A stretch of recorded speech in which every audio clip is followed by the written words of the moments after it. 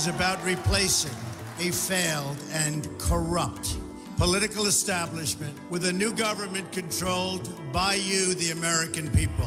Is America dark and divisive, or hopeful and inclusive? Our core values are being tested in this election. The political establishment that is trying to stop us is the same group responsible for our disastrous trade deals. So tonight, I'm asking for your vote. And tomorrow, let's make history together. Welcome back to America Talks Live. Ed Berliner along with Miranda Kahn. Thanks so much for joining us. We continue our election coverage going right up to midnight Eastern time tonight and even beyond, depending on what happens. Let's go ahead and bring back a gentleman who joined us a few moments ago. We had a technical issue. I want to make sure we get a few words in with him. I want to welcome the former assistant to President George W. Bush and the founder of Run Switch Politics, Scott Jennings. Scott, we appreciate your patience. Thank you very much. We're very short on time. But let me ask you, as a public relations specialist, we have just heard the final pieces of the final ads from these two candidates trying to get that vote. In your opinion, your political opinion, you've been around the block, what did each one of them fail to do in these waning days to grab those independent voters? Well, I think for Hillary Clinton, she's had trouble in her career closing the door on opponents. She couldn't close the deal in '08. She had real trouble closing the deal, although she finally did against Bernie Sanders with the help of the way the Democratic primary is set up. So I'm not certain she really closed the deal the way some of her supporters would have wanted in October. For Donald Trump, I wish he would have taken a turn towards the optimistic late in the campaign. It would have shown some confidence in what's happening out there, even as the national tracking polls show him down 3 to 4 points. His argument, though, is very powerful, which is to throw out the political elite in this country, which is a very popular sentiment right now. I wish he had been a little bit more optimistic to close, and I'm sure Hillary Clinton supporters wish she had had a little bit more killer instinct down the stretch. 60 seconds. Is it not fair to say that if he wins the election, Donald Trump will have changed politics forever? But if he loses the election, people will go back and say, you should have listened to the people who know how to play the Washington Beltway game, because that's where you lost it.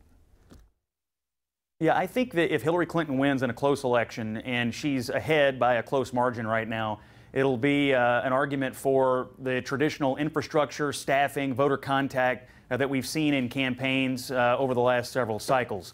If Donald Trump wins, it will be a victory for a new way of doing it, and for not investing as much in all of the old infrastructure ways and investing more in just taking a message directly through public communications means. So Hillary Clinton's banking on the way we've always done it, which is investing ground game and infrastructure and people and voter contact and data analytics. And Donald Trump's betting that personality and communication over the top is what's going to win. And so either way, tomorrow, I think we'll see people arguing about those tactics and which one was more successful. Fair to say we've also learned a lot about the American voter in the 21st century? Yeah, I think we have learned a lot about voters. We've learned a lot about new populations. The United States is becoming a more diverse country, and we've obviously learned about how those diverse populations are willing to vote during early voting, and we'll learn more today. So, yeah, I think we have learned a lot in this election, and we've also learned about stability in some ways. Neither candidate is viewed favorably by the American people. That was true in January. That's true today. And so after nearly $2 billion spent, we've learned that the American people aren't necessarily persuaded by a lot of money spent in politics sometimes, that they make up their own minds, and they had already largely made up their minds, at least in terms of image, about these candidates back in January. Both go into Election Day underwater. Our learning has not yet quite finished. We've got a long way to go. Scott Jennings, thank you so much for joining us. We do appreciate your time. Let's bring in the big man from the Beltway. You ready for him? Let's go to John Gizzi. Hopefully you got that hat back. Our Newsmax chief Washington correspondent. John, as always, thanks for joining us today. Let's see, did you get it? Thank you. You got it back? Yes. John, you're in D.C. where all the action is taking place. There, he has it right there. What are you hearing from your sources around town? Who do people think are going to win tonight? Well, around town, it's very mixed, and as it is around the country, Miranda, it depends on whom you talk to. Certainly in my neighborhood in the West End of Washington, people believe Hillary Clinton will win. But then when you walk to work, ride the subway, stop in at a Starbucks for a coffee, and someone wants to whisper something, it will be, hey, how's Trump doing? I hope he makes it. So again, it's all the way the country is, as Ed said, diverse. That's right. Well, in addition to the presidential race, a lot of eyes will be heavily focused on some of those key Senate races, which could shift control away from Republicans. Let's talk about Pennsylvania. That's where the Clinton campaign chose to spend election eve night. Senator Pat Toomey is running against Katie McGinty. You could hear President Obama urging Clinton supporters to vote for McGinty last night. Now, the Real Clear Politics average has her leading by 2 points. What do you, John, what do you think her chances are of beating Toomey?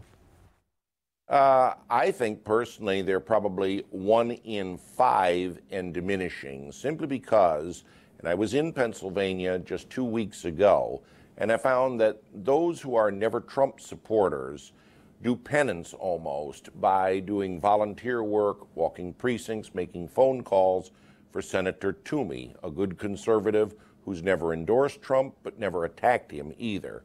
In western Pennsylvania, normally Democratic turf, in coal mine country and fracking country, where there's a Trump sign every other yard, Toomey has got a big lead, and Republican registration is going. This is the most expensive race in the country, $140 million. Wow. I say Toomey by an eyelash. All right. Any other thoughts? I know there are a lot of key Senate races, unfortunately, because of time we won't have a chance to get through all of them. But any other upsets you see tonight for as far as Republicans are concerned? I think that Senator Roy Blunt, who became a top Democratic target, opposed by Secretary of State Jason Kander, a moderate, will survive a narrow race as the Republican tide sweeps the show me state and they win all the statewide contests. This is the big enchilada. All right, that it is. John Gizzi, thanks so much for joining us. Thanks for having me, Miranda and Ed. We're going All right, my friend, got his hat back, so it's even better. The interesting thing is here in the early going, of course, we're not going to hear any numbers. The polls don't start closing until later on this evening. Right. We're hearing some exit polls right now, and some of the exit polling, CNN indicated that some of the people that they've spoken to are saying that they're looking for a leader. And they stop right there. Of course, we have heard both the Democrats say that they believe that Hillary Clinton is the true leader because she has been there before. Many of the Republicans say they believe Donald Trump is the true leader because he is the businessman that has gotten it done. We're not going to know much to this point, but I still feel that as we go through the night, we're going to learn a lot about how the American people want the political process to move forward in the 21st century. They don't want it the way it used to be. They want it different. What do you mean by that? When you say that specifically, what do you mean? Like they don't want it to be the way it used to be? I mean, obviously, we heard a lot of talk about they want to get rid of the so-called elitist establishment, people that have been there a long time. But bear in mind, Hillary Clinton's been there a long time, and she's a Democratic Let me do just that, because Craig Shirley's right back. Craig, we only got about 90 seconds left here. What do you think about that? I think that there's a voter here that wants things done differently. Yes. I just don't know if it's going to be done better after this. No, That's Ed, the key. I think you hit the nail on the head, and this is kind of the unspoken issue of this election is that, you know, for many years, people believed in their government. They believed the government lifted them out of the Great Depression. Even if it didn't, it gave them hope. They believed the government defeated the Empire of Japan and Nazi Germany. Government built the interstate highway system. Government put a man on the moon. For many years, the American people believed in their government. It was only in the last several decades where people started to believe that their government no longer was serving them, no longer was meeting their needs, and not material needs, but of national security and peace and freedom and basic services like roads and bridges and things like that. So obviously the new way forward is a different way of looking at things, and that is that Washington can no longer solve the problems. I've said before, this is a vast, broad, diverse country, and it's simply impossible to think that you can govern this vast, broad, diverse country from one corrupt city by the Potomac River. We need a new approach, which is to send power and authority and responsibility back to the states and localities and individuals in order to get responsibility. Responsibility. I like the way you use that word. We need to use that a little more often. Unfortunately, we are all out of time. I want to be responsible and remind everybody that the new book from Craig Shirley is Reagan Rising: The Decisive Years, 1976 to 1980. Every one of his books is a brilliant read. Craig, always a pleasure, my friend. Thanks so much for joining us. We'll see you again soon. Our continuing coverage of the 2016 presidential election continues here on Newsmax right up until midnight Eastern Time tonight. Stay with us for it all. For Miranda Kahn, I'm Ed Berliner. Thanks for joining us. America Talks Live continues.